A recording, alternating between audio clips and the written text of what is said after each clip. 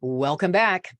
It is always a good day. When I wake up, I give thanks, and the realization washes over me that it is a day that I am privileged to introduce you to another compelling human being on the planet that is searching, not just searching, but discovering their higher consciousness and breaking down their barriers and educating other people on their journey. So I'll introduce you to Scott in just a moment. First, just a little bit of housekeeping.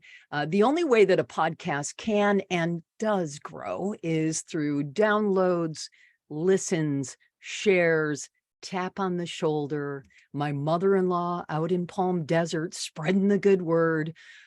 It's just wonderful to have it grow the way that it's grown. And the top cities this week, I have El Cajon, California. Thank you. Right to east of where I live.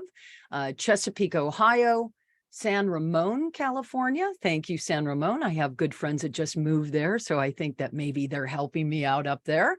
Moorhead, Kentucky, Woodburn, Oregon, Edina, Minnesota. I've been there, beautiful part of the country. Parksville, British Columbia, and Proctorville, Ohio. Those are the top cities this week. So thanks so much for tuning in. Please join us over on Facebook. I have a great, active, loving, positive, empowered community on Facebook. It's The Next Room with Jane Asher. Thank you for the YouTube channel, people that are finding us. I don't know why, but people seem to like to watch podcasts. So I really appreciate you liking that page and telling your friends about it. And then, of course, all the other places that you can find me on Instagram and Twitter and all that good stuff. So thank you, thank you, thank you. My guest today, speaking of Frances, came in through my mother-in-law. My mother-in-law is, she's just a highly evolved, beautiful soul. I hit the super lotto plus when I married into the family and have this beautiful, powerful woman who is a guiding light, not only for her children, but for all of us that are fortunate to have been married into the family. So thank you, Frances. She had gotten a hold of me and said, Jane, I have this friend, and I just find him one of the most fascinating people I've ever met. And he's just really got a story, and he's written a couple books. And I said, fantastic, connect me, because she knows what I'm into. So flash forward, she introduces me to Scott. Scott and I have a little conversation over the phone, and I quickly realized that this is someone that you need to meet. You need to hear his story. It is unbelievable. First, I just want to show for the YouTube fans, Reaching Heaven on Earth. It's a soul's journey home. Here's Scott's book. I will put links in the show page so you don't have to go try to search for it. And this is Love's Design, who he co-authored with Christopher Wrigley. It's called Love's Design, Reaching Heaven on Earth. Beautiful. And let me show you. For you YouTube fans, there's Christopher and here's Scott. So welcome, Scott Hiegel, to The Next Room. I'm happy you could join me today. Glad to be here, Jane. Very excited. And yeah, go ahead. I was just going to say that, I walked into a meeting, there were a number of people in the meeting, and somebody just really jumped out at me. Just my intuition spoke to me that this is somebody special. And it was Frances, your, mother-in-law. And so I got to know her, and she is a really special person. So thank you for inviting me and that her being the conduit. Yeah, she's amazing. She really is. I love it too, because she listens to the show. So, and I give her shout outs all the time just because my audience out in the desert has been growing exponentially. And I know that she's behind it. So God love her. Scott, tell me a little bit about you and your journey and how you came to become the person you are with this very calm demeanor and the books that you've written. So just kind of for the audience sake, tell me about Scott Hiegel. Well, the first thing I would say is I have this calm demeanor, but I'm jumping up and down inside of myself because I just feel a really deep connection to you and what we're doing here today. If somebody told me 30 years ago that I would be on a podcast speaking with you and first of all, I loved your book, The Next Room. Thank you. I would have just thought, there's no way ever. I was a financial guy. My father was somebody who started at the mailroom of Oscar Mayer and rose up to be CEO, and I was going to be something more than him. And so just to quickly, one of the spurs for me was I actually had anxiety. And actually, I'll back up. I come from a family of 10. So there's 8 kids in our family, 6 sisters, 1 brother. It's a big Catholic family, a lot of craziness, but a lot of fun and joy. But I had anxiety from an early age where I felt like in my teenage years, like my mind was racing out of control. And that led me to go see a psychologist at age 22. And, he basically said, yeah, you have anxiety, and, it's something that, might take a little bit time to heal, but here's some Valium. And I said, you know what? I really don't want to take Valium. Whatever this journey on, I know it's going to be a long journey. And so I want to do it without drugs. I did feel kind of stained having to go to a psychologist. But anyways, that was really the impetus for starting to work on myself at age 22. I've been at it 43 years. And first trying to climb the ladder and climbing the ladder in the business world. And then hitting just a really rough time. I call it a dark night of the soul period for 3 years in my life. And then that set me on a really deep inward path and led me to places in my consciousness that I would never have dreamed that I would ever get to. So, sometimes it's the hard things in life. Actually, the anxiety and then being perfectionistic in my approach to things, that was good because it led me to achieve in the business world. And then having failures allowed me to go inward and find a much deeper connection to God, and realizing that's what I need to be led by. That's the only way that's going to lead me to where I'm going. That's beautiful. That's really beautiful. And, anxiety is a big one. I mean, mental health is something that we're finally starting to talk about openly, and getting rid of the shame and the stigma attached to it. So good for you for, going inward and working on yourself. So you're 22. When did you kind of feel that pivot where you're like, wow, okay, this is where I need to go. I'm going inside to work on myself. And what was that catalyst that kind of shook you out of it? Well, I would say at 22, growing up in Wisconsin, I went to the University of Wisconsin. And then when I graduated, I immediately headed out to Southern California. And I felt like the Midwest was very confining with its traditions and being close to family. And I wanted to move out to California. I thought that's where, I would climb my ladder, up to stardom, and be more than my dad was. And so I went out to California, and I became a certified public accountant. Then I went back to the business school at UCLA and became a, financial person. I worked at Lehman Brothers in New York City.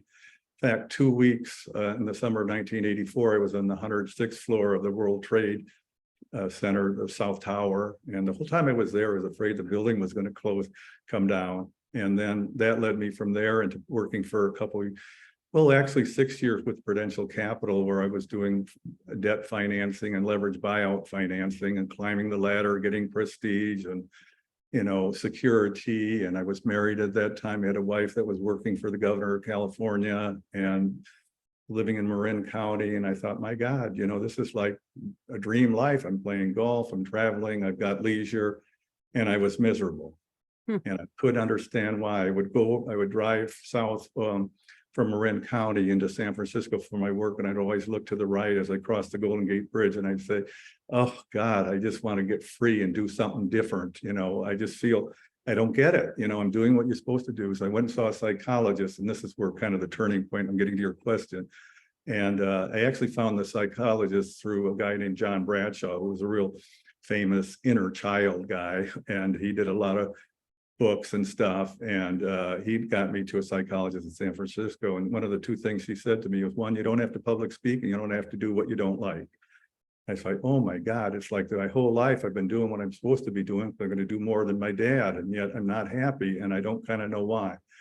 And so that was a big catalyst for, going inward. Because at that time, then I started I was journaling. I did a lot of journaling, and that I did a lot of crying at that time. That might sound, a little bit weird, but not to most people. And it was like I was releasing all these tears of, always doing what I was supposed to be doing. And I was in this collective way, and the corporation was being in the collective. Nothing bad about it. I'm just very grateful for everything I went through in my life. But that just began to really open up my inner journey. And then two other things happened.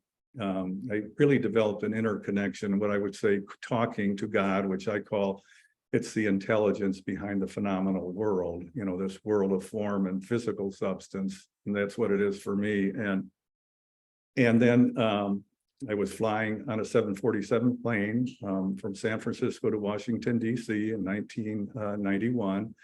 And I'm in the top bubble of the 747 plane. And then this voice says it was God, which again, I don't know if it's God or whatever, but it's an intelligence far surpassing me is all I would say. And it said, pick up your pen and write. And I said, oh, okay, because I'm actually scared to death because I'm afraid of flying. And I'm just like acid running through my veins and going, ugh. And I did. I wrote a 4-page thing. I didn't have to write. It was taking dictation. It just came through me. And so I wrote it. I looked at it and it says, you're on a journey now inward. It's going to be really hard, but I'm going to eventually land you in paradise. And I said, well, I better not tell anybody because they're going to probably think I'm a little bit crazy. But and then I also heard a voice say that you're going to help advance a new consciousness. And believe you me, having been a financial person, very grounded. And I said, well, I don't even really know what consciousness is, even though I'm on this inner journey. And if that happens, wonderful. But in the same time, I'm going to continue to do the work.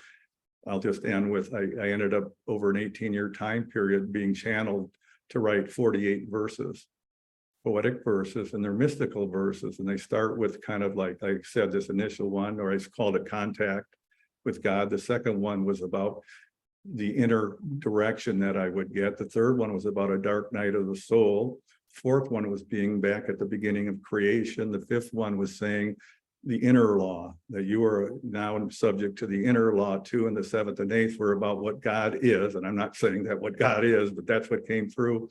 And then by the end, number 46, 40 through 48, they were about, describing this new state of consciousness, which I call cosmic consciousness. And so it was like in the beginning, I was in a lot of fear, and I ended up in this place of love and beauty and talking about harmony and what our souls are. Okay. Wow. We could probably That's a lot to probably take in. No, we could probably talk for the next 15 hours and not even like scratch the surface. I need to double back to, you said you were in the World Trade Center, correct? Mhm. The whole time you felt you were there, you felt like the building was coming down. Wow. Yeah, especially when it was windy, because it would sway. And a really quick story. Part of what I found when I was on this journey of higher consciousness with a man named Gopi Krishna, and he was the one who came up with this theory about, the brain is still in a state of evolution. There's a mechanism of evolution in our body, and it's partly biological, but it's also spiritual. It's an intelligent energy, more intelligent than us. And I read a lot of his books, and one of his books, this was years later, had a picture of the World Trade Center coming down before it came down. So there's no synchronicity. Yes, I did feel like, and I didn't know if it was my anxiety or I was intuiting something that was going to happen, 17 years later. I don't know. Right. Okay. The other thing I keep circling, because you've said it 3 times now, you said that you wanted to be, or you thought you needed to be better than your dad. What is that all about?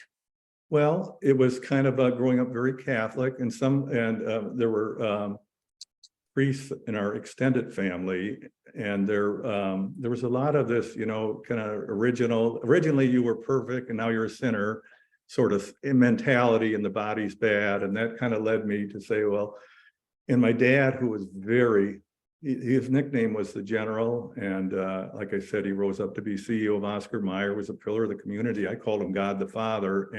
but he could be very harsh at times, but incredibly also trustworthy and a really good person. So there was this dichotomy, but it was like, okay, to be okay, I'm a shy person, but I have to accomplish a lot. So this perfectionism, so it was like, I'm going to do a lot. And it really drove me, and it was like, I think that's when I kind of got to certain positions high up. I still wasn't happy because I was trying to satisfy myself by achieving things on the outside. So there was this inner need to be okay. And it's only when I went inward that I then said, oh my God, I was actually created imperfect. That's the impulse or the urge to grow spiritually. That will never end as while I'm in this body. And, maybe Jesus and Buddha were perfect, but not in my mind. I think they probably had things that were tough for them to go through. And they're always a spurt of growth. And I think as long as we're in this body that we get those challenges. So you're channeling from source and you're writing these amazing things are coming through you, because you were instructed, pick up a pen, listen, and write. You mentioned fear. How did you break through that fear and expand beyond that fear to be able to sit here today in the year 2023 and speak with me on this podcast? What was the pivot there?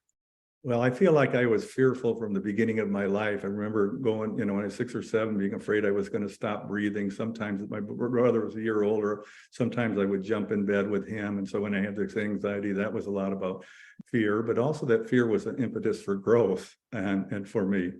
So eventually, as I went inward, and I did 5 years of spiritual direction counseling work at the San Francisco Theological Seminary, the Lloyd Center, and then 25 years now in a 12-step program, which I feel like those programs are going to be universal programs for learning how to live, even if it's not just related to addiction. And I got in those programs and I really got honored for my imperfection. So pretty soon it was like, what? I can be imperfect. And instead of trying to climb the ladder in the business world, which I did, I got up to be a vice president of corporate finance. I was an investment banker. I was an entrepreneur. I worked with a man who was, he at the time was chairman of the board of the University of California Board of Regents. He was later the ambassador to France, and we were trying to buy companies for him. So I got up there, but I still had the fear. But now it was like, from working on myself all these long years, and I think this is a really key part of the story, I realized, I work with people who said, let's start out by saying what's good about yourself. And so I integrated that into myself, and I realized, I'm going to keep growing. I want to do different things in life. I don't want to be doing this. And I've done so many different things since that business career, but I had to be willing to face the fear, and I still have it. Even doing this today, I had fear, but I know the minute I got going, I would be comfortable. So oftentimes with fear, I'll sit and feel it, breathe into it, sit with it as long as it takes. Eventually I become calm. I realize there's a lesson in it, and then it's spurring me on. So eventually it was like, I don't care. I'm imperfect as a person. I am flawed. And that's who I am. That's who we all are. I mean, I wasn't born perfect. I was born imperfect to grow toward perfection and closer to God. And I feel like that goes on forever. I think we evolve, our minds, consciousness evolves forever to greater and greater levels of grandeur, I call it, and yes, our body will die, but not our soul or our mind. And that's what a lot of my story is about. And so once I have that, it's kind of like, it's all about advancing my consciousness. So when I'm going through something hard, I'm feeling fearful. But in the end, what it does is it's like a death, but it advances my consciousness. I don't die. Yes, eventually I will, but just I'll pop back up, and whatever I achieved in this life, that's where I'll start the next one. And so I'll just keep going. And so I have that really inculcated deeply in my being now. Isn't it great? I mean, it's just so inspirational that we can continue to grow right now. Like I'm growing as I'm listening to you, and I'm so incredibly proud of you. Men seem to have a little bit of a harder go of it on the planet as far as really stripping down and bearing themselves, because you are always you must earn, you must do this, don't cry, men don't cry, they earn, they do this, they have to be successful. And I have found, at least, that it's a lot harder for men to kind of break through, strip it down, have themselves a good cry, pick up the pen, and get busy with that higher level of consciousness. I couldn't agree more. In fact, I often thought of my story, it was important in two ways.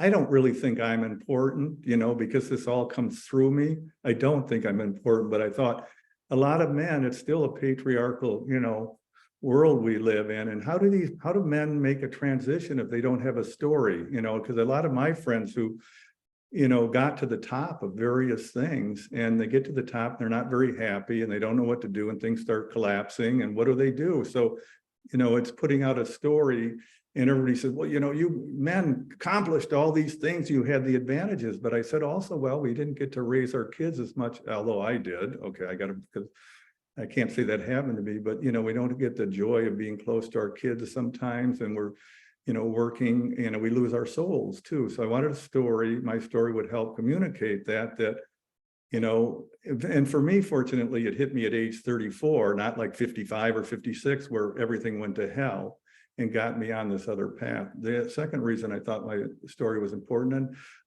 it makes me uncomfortable to talk about, but I feel like my higher power has always said, you need to get this out there, was this consciousness I experienced that's different.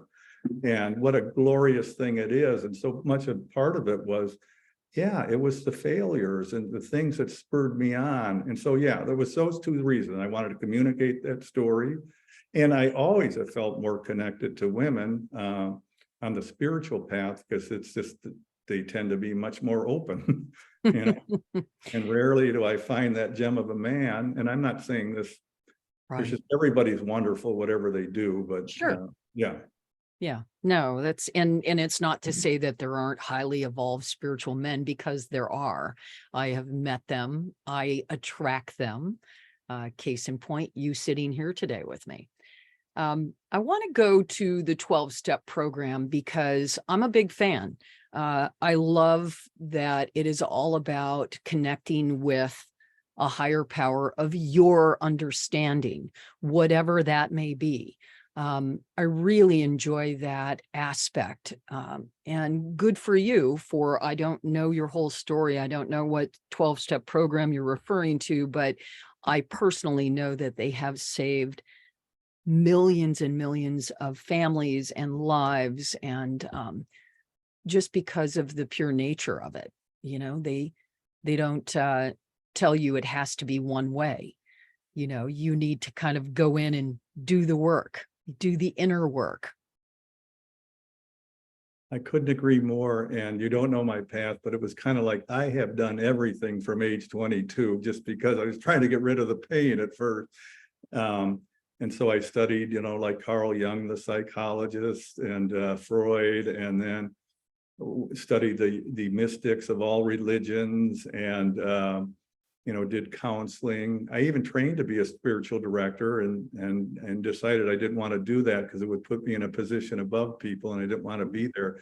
It's only when I walked into the 12-step program in 1998, September 19th, I considered that my second birthday. And I didn't even know I was going to a meeting that day. I had a friend invite me to this thing that he was doing. And I walked in there, and the first thing that hit me, this is really powerful. Like, I feel the power, you know, that I am very subservient to whatever this power is. Number two is people were so open, so kind, so honest, so loving. Take what you like, leave the rest.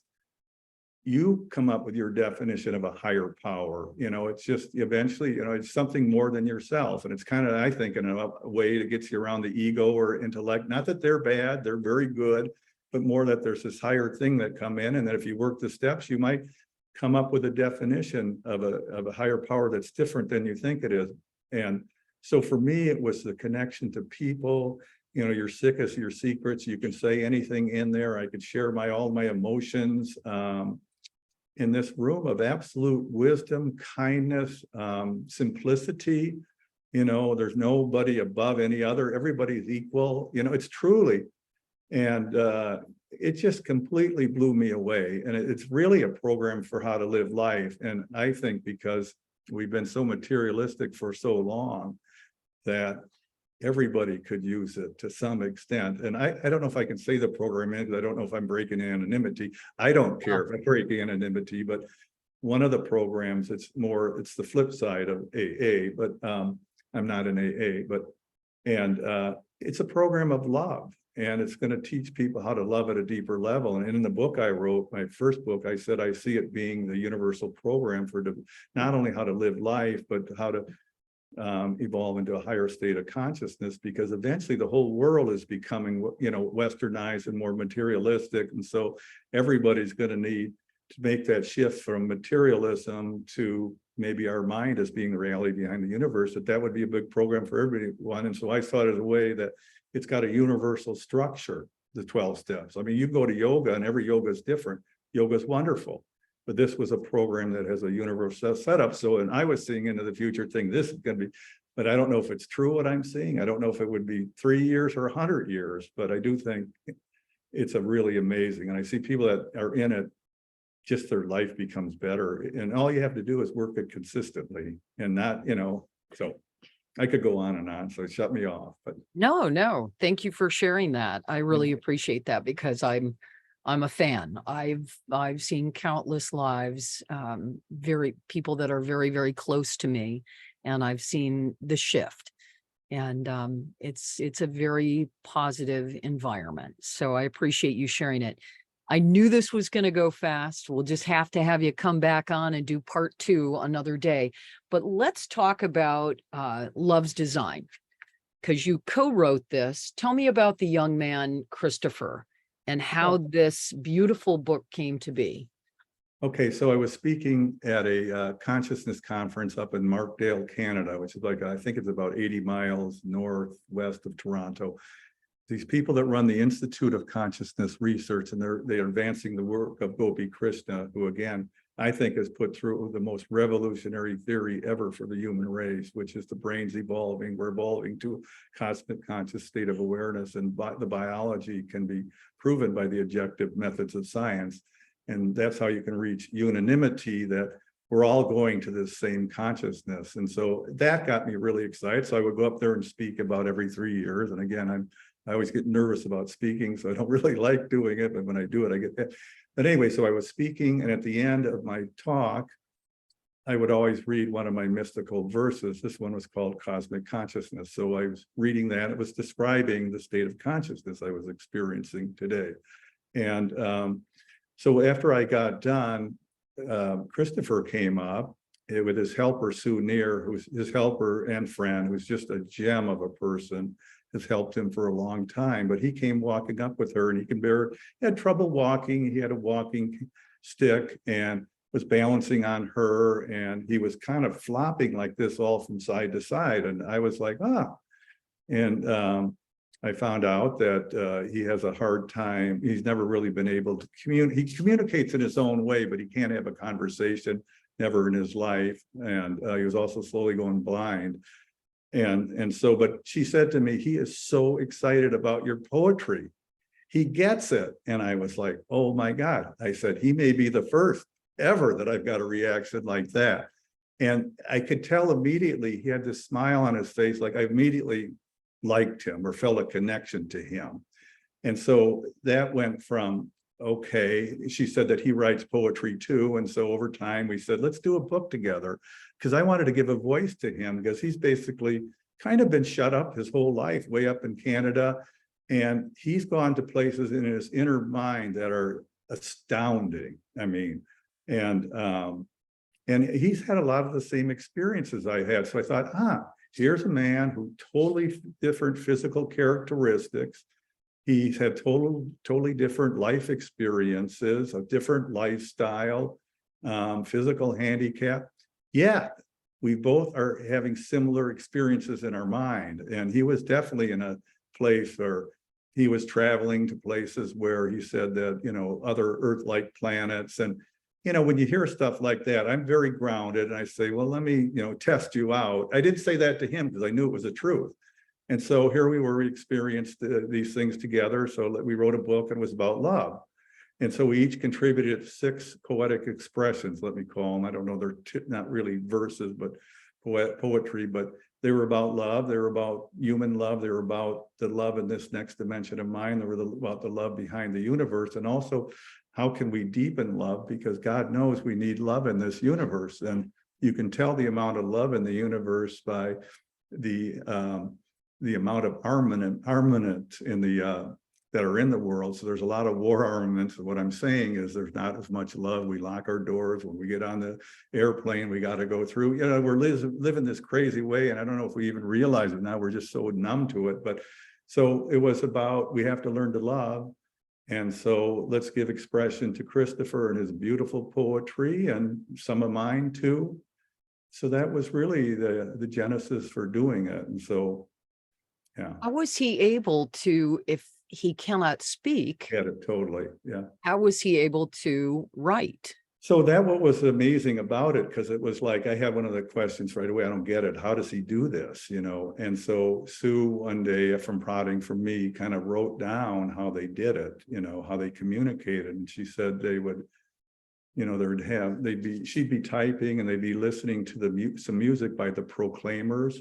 And she would have her fingers on the keys, and as they listened to the music, they would make a mind connection. Like, in other words, trust would develop between those two, and they made a brain connection. And so then Christopher can actually see a picture in his mind of what she images to be typing, and vice versa. So they were doing really what's telepathy. And you know, and I was like, oh my God, that is just beyond fascinating. You know, and he told me some other things like, you know, one time he said, I can see you in California. I don't know if he literally meant it, but I think he did. And he said he could also remember what people said to him way back when, but also not only remember what they said to him, but what they were thinking. They weren't verbalizing. And if you met him, you'd go, this man is a deep truth, speaks a deep truth. And he's had what I would call these incredible experiences. So, and he's very loving. Yeah. And so It's maybe we just can create a beautiful. revolution of love. Yeah. Yeah. It's called Love's Design. And, you know, I will make sure that the links to everything that you've done, people don't have to go Google Scott Hiegel. You can if you want to. But I will definitely put Reaching Heaven on Earth, and I will put up Love's Design both on the website, okay, and on the YouTube channel. I do want to ask you one final question that I love to just do this to everyone that comes on the show. What do you, Scott Hiegel, hope or know or have an intuition about is waiting for us when we shed this earthly form and we transcend to the next room? Well, part of what I say in my book is that I call it, you can reach a little bit of heaven, you know, we call heaven or whatever the next room is, that you can reach part of that actually while we're alive in flesh, and that we don't have to actually have a near-death experience or a brain, you know, stroke or die. And that's, in other words, we're evolving a mind that's almost like what's in the next room. I'm not saying completely. And so that's when I explain kind of what my experiences of consciousness are.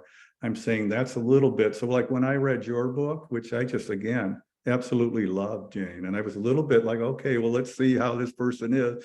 And I thought a lot of what she's writing, what her mother is saying about what's in the next room, like she's doing all these different things at once, and she's living, I can't say living, you know, 5 different lives at once on the earth was one of them, but there were a lot of things that she wrote about that, you know, I'm experiencing to some degree now. And I feel like that's the message that needs to get out there. And why Gopi Krishna was important was he came up with the biology behind it, because how do you convince a skeptical intellect that there's something more where they can prove it? So for me, the next room is, I see that consciousness is the reality behind the universe. And this is a long discussion. I won't get into it now, but basically I see this radiant beautiful, light ocean of consciousness that the material world sits in. So it's almost like, the way I see it is that there's images.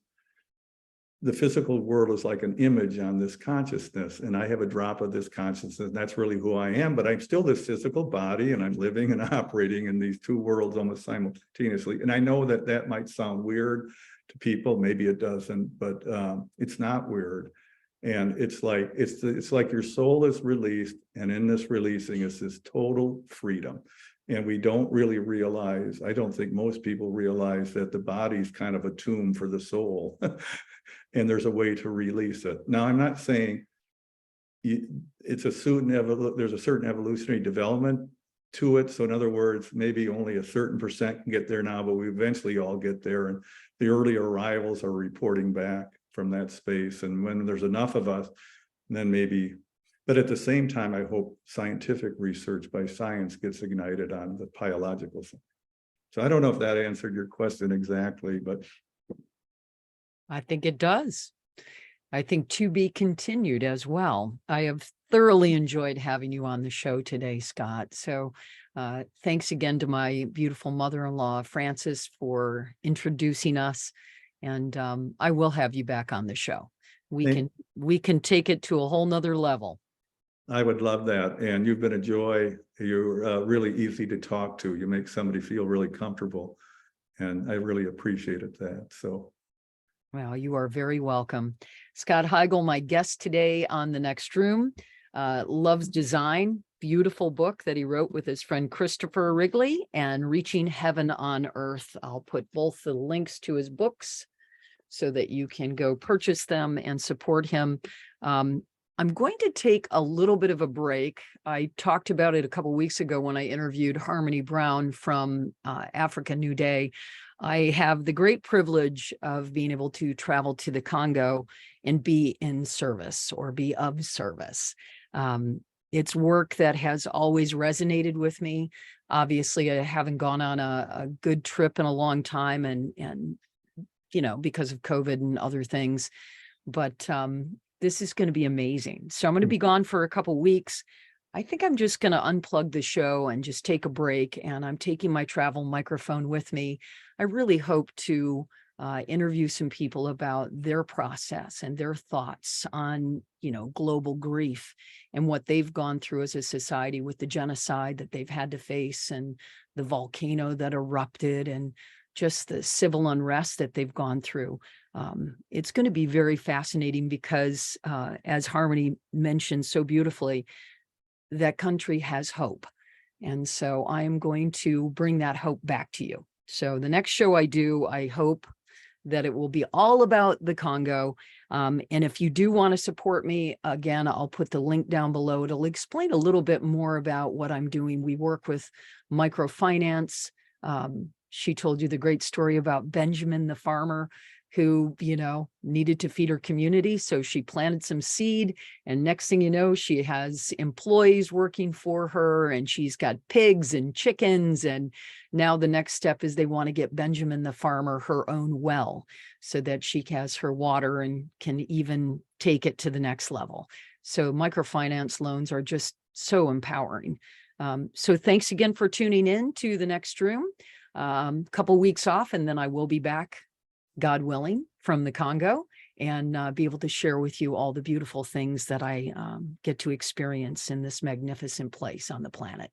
So thanks again for tuning in, and take care of yourselves. And thank you so much for listening to The Next Room.